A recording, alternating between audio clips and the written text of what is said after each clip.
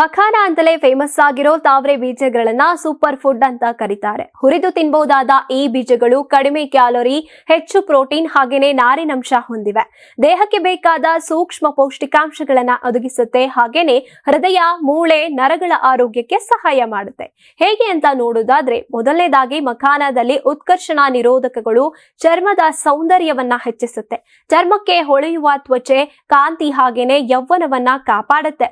ಸಮೃದ್ಧ ನಾರು ಜೀರ್ಣಕ್ರಿಯೆಯನ್ನ ಸುಧಾರಿಸುತ್ತೆ, ಮಲಬದ್ಧತೆಯನ್ನ ತಡೆಯುತ್ತೆ. ಇದರಲ್ಲಿರೋ ಮೆಗ್ನೀಷಿಯಂ ರಕ್ತ ಸಂಚಾರಕ್ಕೆ ಸಹಾಯ ಮಾಡುತ್ತೆ. ಇನ್ನು ಥಿಯಾಮಿನ್ ನರಗಳ ಕಾರ್ಯಕ್ಷಮತೆಯನ್ನ ಹೆಚ್ಚಿಸುತ್ತೆ.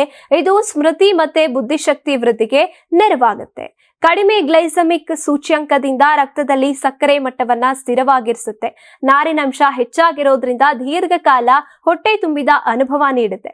ಕಡಿಮೆ ಕೊಲೆಸ್ಟ್ರಾಲ್, ಕಡಿಮೆ ಕೊಬ್ಬು, ಹೆಚ್ಚು ಪ್ರೋಟೀನ್. ಇದು ಗ್ಲೂಟೆನ್ ಅಲರ್ಜಿ ಇರುವವರಿಗೆ ಸೂಕ್ತವಾಗಿದೆ. ಹುರಿದು ಬಾಯಿಗೆ ಹಾಕಿ ತಿನ್ನಬಹುದು. ಹಾಗಾಗಿ ಆರೋಗ್ಯ, ಚರ್ಮ, ಹೃದಯ ಮತ್ತೆ ಜೀರ್ಣಕ್ರಿಯೆ ಎಲ್ಲಕ್ಕೂ ಮಖಾನ ನೆರವಾಗುತ್ತೆ.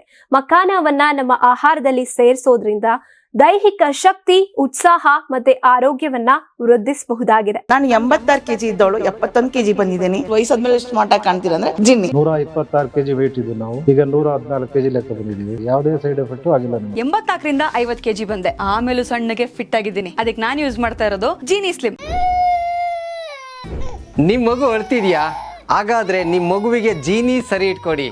ಯಾಕಂದ್ರೆ ಜೀನಿ ಸರಿ ಇಟ್ಟು ನಿಮ್ಮ ಮಗುವಿಗೆ 100% ಸರಿಯಾದ ಆಹಾರ. ನಿಮ್ಮ ಮಗು ನೆಮ್ಮದಿಯಾಗಿ ನಿದ್ದೆ ಮಾಡಬೇಕಾ, ದಷ್ಟಪುಷ್ಟವಾಗಿ ಬೆಳಿಬೇಕಾ? ಹಾಗಾದ್ರೆ ಜೀನಿ ಸರಿ ಇಟ್ಟು ಕೊಡಿ. ಎಲ್ಲಾ ಮೆಡಿಕಲ್ ಶಾಪ್ಗಳು, ದಿನಸಿ ಅಂಗಡಿಗಳು, ಸೂಪರ್ ಮಾರ್ಕೆಟ್ಗಳಲ್ಲಿ ಲಭ್ಯ.